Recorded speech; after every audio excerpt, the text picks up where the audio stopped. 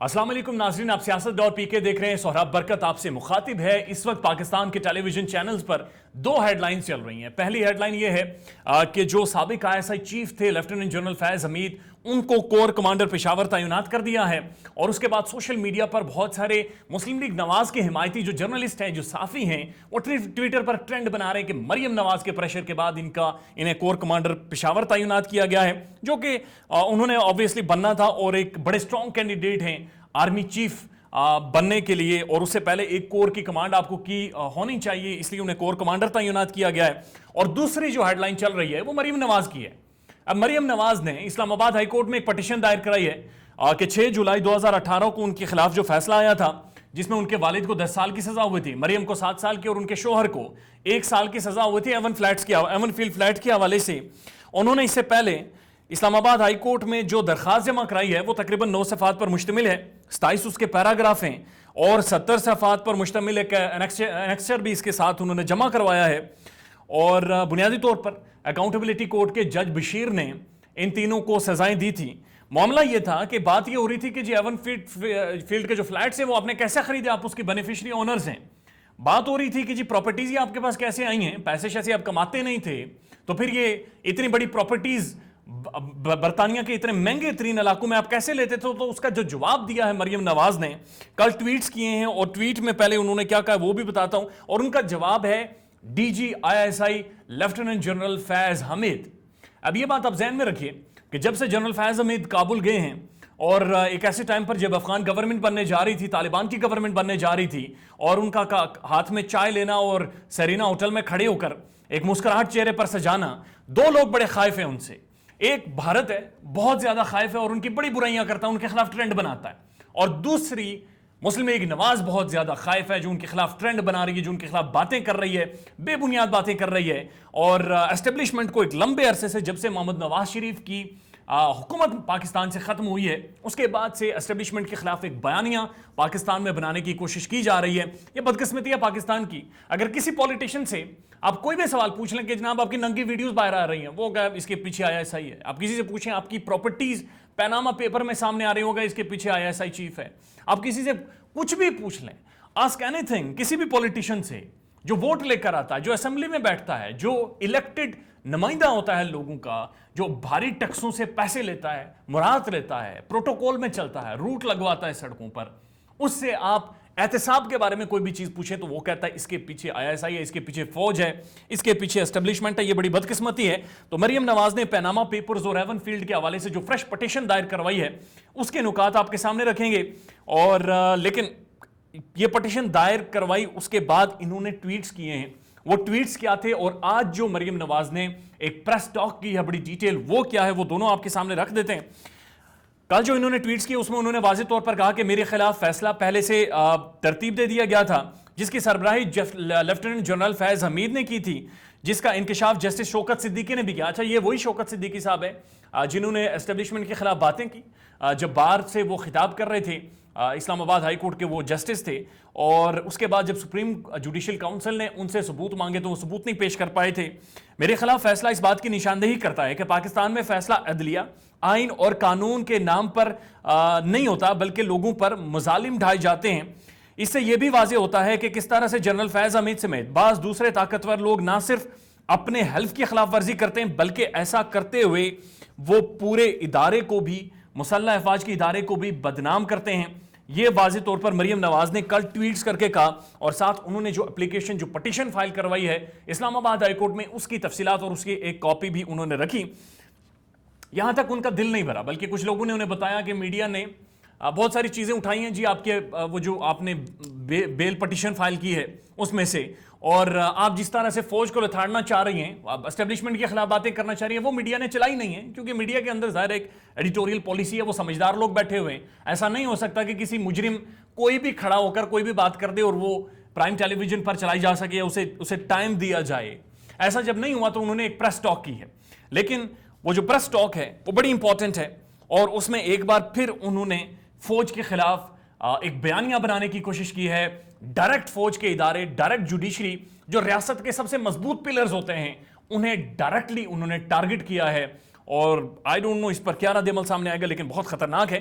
انہوں نے کہا کہ 2018 کے الیکشن سے پہلے ہم ہڈیالہ جیل میں تھے، یعنی ان کے والد صاحب میاں محمد نواز شریف جو پیناما اسکینڈل میں پھنس گئے تھے، اور پیناما ان کے اوپر ایک ہتھوڑا بن کر سامنے آیا، کیونکہ ماضی میں ہم نے یہ چیز دیکھی ہے کہ وہ ڈیلز لیتے رہے. اور اسٹیبلشمنٹ کا فیورٹ اگر کوئی پارٹی تھی یا فیورٹ کوئی بندہ تھا پاکستانی پولیٹکس میں آج تک، تو وہ محمد نواز شریف تھے. 3 دفعہ کے وزیر اعظم تھے. انہوں نے نیب کے قوانین میں بھی کوئی ترمیم نہیں کی اور بڑے قریبی سمجھے جاتے تھے فوج کے. اور جب پیناما اسکینڈل آیا اور اس کے بعد فوج کے پاس گیا ہمیں ریسکیو کریں، تو انہوں نے کہا ریسکیو ہو نہیں سکتا کیونکہ آپ کی کرپشن پوری دنیا کے سامنے آ گئی ہے. یہ پھنس گئے اور اس کے بعد انہوں نے فوج کے خلاف ایک بیانیہ شروع کیا. تو مریم نے کہا کہ 2018 کے الیکشن سے پہلے ہڈیالہ جیل میں ہم دونوں رہے، میرے باپ اور والد. پیناما اسکینڈل جس کی اپیل اس وقت اسلام آباد ہائی کورٹ میں جاری ہے، سزا کے بعد کچھ شاکنگ حقائق میرے سامنے ہے. وہ کہہ رہی ہے کہ پیناما ایون فیلڈ جو ریفرنس تھا اس میں جو جج بشیر نے ہمیں سزائیں دی، اس سزا کے بعد شاکنگ حقائق ہمارے سامنے آئے. اور اسی کورٹ یعنی اسلام آباد ہائی کورٹ کے وہ سامنے کھڑی ہیں اور کہہ رہی ہیں کہ اسی کورٹ کے سٹنگ جج نے شاکنگ حقائق، یعنی وہ جسٹس شوکت کی وہ جو ایک بار سے وہ خطاب کر رہے تھے شوکت صدیقی، اور اس وقت جب انہوں نے کہا تھا کہ عدلیہ کے اوپر فوج اور ISI ان پر پریشر ڈالتی ہے، ان پر اثر انداز ہو کر فیصلے کرواتی ہے، اس کا انہوں نے حوالہ دیا. اور انہوں نے کہا کہ سٹنگ جج نے شاکنگ حقائق قوم کے سامنے رکھے. اس وقت کے DGC جنرل فیض ان کے پاس گئے اور کہا کہ مریم اور نواز کو آپ نے بیل نہیں دینی بلکہ انہیں سزا ہونی چاہیے 2018 کے الیکشن سے پہلے. جنرل فیض حمید صاحب ان کے پاس تشریف لائے، ان کو کہا مریم نواز اور نواز شریف کو الیکشن سے پہلے بیل نہیں دینی، میری 2 سال کی محنت خراب ہو جائے گی. یہ جسٹس وہ شوکت صدیقی کا وہ حوالہ دیتے ہوئے کہہ رہی ہیں کہ اس وقت کے DGC جنرل فیض حمید ان کے پاس گئے اور جا کر کہا کہ انہیں سزائیں دینی ہیں. سزائیں تو ہونی تھی اوبویسلی، کیونکہ ایسٹ بیونڈ مینز کا معاملہ تھا. انہوں نے پراپرٹیز خریدی تھی اور پراپرٹیز خریدنے کے لیے جو پیسے چاہیے ہوتے ہیں وہ سورس آف انکم جو تھا وہ یہ نہیں دے سکے.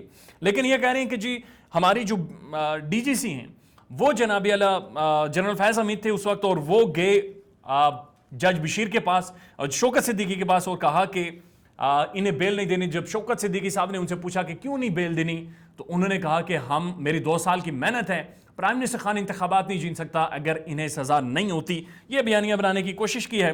اس سے ثابت ہوتا ہے کہ جنرل فیض نے کیس بنایا، چلایا اور مجھے سزا دلوائی. میرا کیس جو ہے وہ پولیٹیکلی انجینئرڈ ہے. وہ جنرل فیض حمید صاحب نے نہ صرف یہ کہ اس کیس کو بنایا، اس کیس کو چلایا، اس کیس میں سزا دلوائی جج بشیر کے کورٹ کے تھرو. پراپرٹیز کو آپ ثابت نہیں کر سکیں، JIT کے سامنے آپ نہ جا سکیں، آپ اپنے جو فیکٹس ہیں وہ سامنے نہ لا سکیں، لیکن بیانیہ یہ بنایا جائے کہ جنرل فیض نے مقدمہ بنایا. یعنی پیناما جو انٹرنیشنل جرنلسٹ کا ایک کنسورشیم تھا وہ سکینڈل سامنے لے کر آئے، لیکن یہ کہہ رہے ہیں نہیں جی اس کے پیچھے بھی جنرل فیض تھا، وہ پوری دنیا کو مینیپولیٹ کر رہا تھا. اور انشور کیا کہ کوئی بھی ایسا بینچ نہ بنے جو انہیں سزائیں نہ دے سکے، اور جسٹس شوکت صدیقی کو اس بینچ میں شامل نہیں ہونے دیا. اب یہ بڑی حیرت انگیز بات ہے.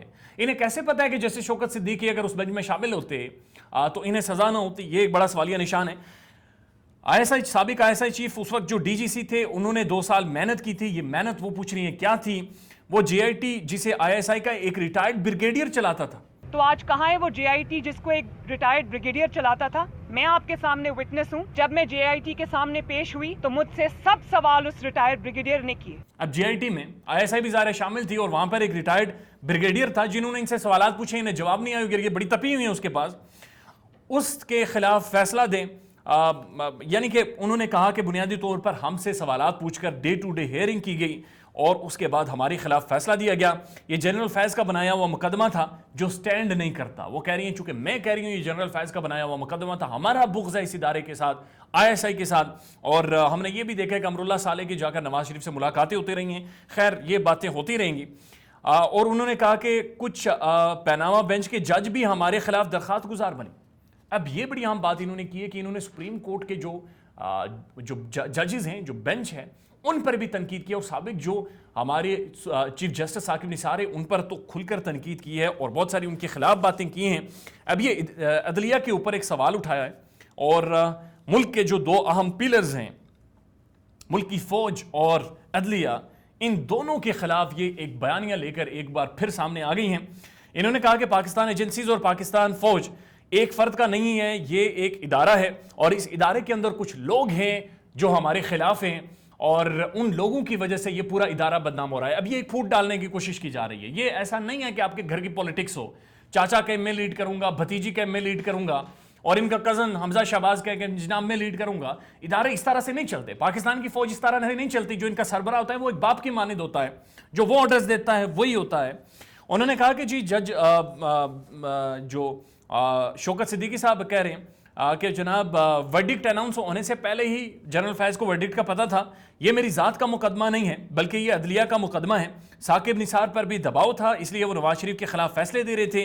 ثاقب نثار کی ذاتی رنجش تھی محمد نواز شریف کے ساتھ۔ آج جنرل فیض نظر نہیں آتے، ثاقب نثار سامنے نہیں آتے۔ مجھ سے سب سوال ریٹائرڈ بریگیڈیئر نے پوچھے تھے، میری ڈے ٹو ڈے ہیئرنگ کیسے چلائی گئی؟ آج میں نے نام بھی لے لیے ہیں اور کورٹ میں بھی لے کر چلی گئی ہوں۔ یہ مریم نواز نے واضح طور پر کہا کہ میں کورٹ میں بھی چلی گئی ہوں۔ جو پٹیشن انہوں نے دائر کروائی ہے اس میں جنرل فیض حمید کا بھی نام لیا ہے۔ انہوں نے ثاقب نثار کے بارے میں باتیں کی ہیں کہ وہ دباؤ میں تھے، اور انہوں نے واضح طور پر کہا کہ آج میں کھڑی ہوں اور میں نے سب کے نام بھی لے لیے ہیں، اور میں نے کورٹ میں ان کے نام بھی لے لیے ہیں اور ریٹن بھی دے دیے ہیں۔ اب جو کرنا ہے کر لو۔ اب یہ ایک بڑی گہری سازش ہے پاکستان کے خلاف اور پاکستانی فوج کو بدنام کروانے کے لیے، اور ان کی جو پریس ٹاک ہے اس کے کچھ ٹائم کے بعد جب کور کمانڈر تعینات کیے گئے سابق ISI چیف لیفٹیننٹ جنرل فیض حمید، تو ان کے حامی صحافیوں نے سوشل میڈیا پر ٹویٹس کرنے شروع کر دیے ہیں کہ یہ مریم نواز کا پریشر ہے، جو کہ اصل میں ایک مجرم ہے، جو کہ سزا یافتہ ہیں، اور یہ ہمیشہ ڈیل کرتے رہے۔ مسلم لیگ نواز کی پولیٹکس کی جو بیس ہے وہ ڈیلز پر رہی ہے۔ ہم نے 90s میں دیکھا کہ انہوں نے IGI بنائی، اور اس کے لیے یہی اسٹیبلشمنٹ نے انہیں پیسے شیسے دیے تھے۔ یہ بڑے ستارہ، ایک بڑی فیوریٹ چائلڈ ہوتے تھے اسٹیبلشمنٹ کے، اور جب اسٹیبلشمنٹ نے تھوڑا سا ہاتھ کھینچا تو یہ اب اسٹیبلشمنٹ اسی ادارے کے دشمن بن گئے ہیں۔ اور ہم نے یہ بھی دیکھا کہ جب پرائم منسٹر عمران خان ملک سے باہر سعودی عرب میں تھے، اس وقت شہباز شریف رات کی تاریکی میں پاکستان سے بھاگنے کی کوشش کر رہے تھے، اور کس طرح سے انہوں نے ساری چیزوں کو مینیپولیٹ کر کے محمد نواز شریف کو جھوٹ فراڈ طریقے سے اس ملک سے باہر بھیجا۔ اور جب وہ جہاز پر بیٹھ رہے تھے تو کہا گیا اور ایک بیانیہ بنایا گیا میڈیا کے تھرو کہ کچھ چند ہزار پلیٹلیٹس ہیں، اور جب برطانیہ میں لینڈ کرتے تو پتہ چلا 2.5 لاکھ سے بھی زیادہ پلیٹلیٹس ہیں، اور وہ وہاں پر جا کر مختلف گیمز کھیلتے، واک کرتے ہوئے، اور لوگوں کو لیکچرز دیتے ہوئے، پولیٹکس پڑھاتے ہوئے نظر آتے ہیں۔ بڑا اہم سوالیہ نشان ہے پاکستان کی پولیٹکس کے اوپر، پاکستان کے پولیٹیشنز کے اوپر، کہ جب بھی ان کے اوپر ان سے کوئی جواب مانگا جاتا ہے تو یہ سارا ملبہ اداروں پر ڈال دیتے ہیں۔ جب یہ اقتدار میں ہوتے ہیں، محمد نواز شریف 3 بار اقتدار میں آئے، تو تینوں بار انہوں نے کیوں ایسے نیب کے قوانین میں ترامیم نہیں کی؟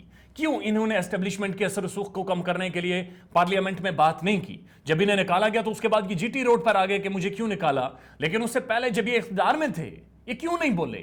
جب ڈان لیکس آئی یہ کیوں نہیں بولے؟ جب ریجیکٹڈ کا ٹویٹ آیا اور انہوں نے اپنے لوئلسٹ طارق فاطمی اور پرویز رشید وغیرہ سب کو فارغ کر دیا تھا۔ There is a big question on their politics, اور اب جو نیریٹو بنانے کی کوشش کر رہے ہیں وہ نیریٹو یہ ہے کہ اسٹیبلشمنٹ ایک بار پھر ان کی طرف آئے، پھر ایک بار انہیں ریسکیو کرے، انہیں سہارا دے اور ملک میں اقتدار میں لائے۔ یہ اب بھی ریکونسیلیشن کی طرف آنا چاہ رہے ہیں، یہ چاہ رہے ہیں ہمارے ساتھ مل کر بات کریں۔ محمود زبیر جس کی ننگی ویڈیو سامنے آئی ہیں اس کا تو آپ کو پتہ ہی ہوگا کہ اسے مریم نواز خود بھیجتی تھی ان اداروں کے خلاف کہ جا کر ہماری بات چیت کرو اور کسی طرح سے ہمارا معاملات سیٹل کرو۔ اپنا خیال رکھیے گا، اس کے حوالے سے جو مزید ڈیٹیل ہوں گی ان سے آپ کو اپڈیٹ کرتے رہیں گے۔ اپنا خیال رکھیے گا اور ہمارے چینل کا بھی۔ اللہ حافظ۔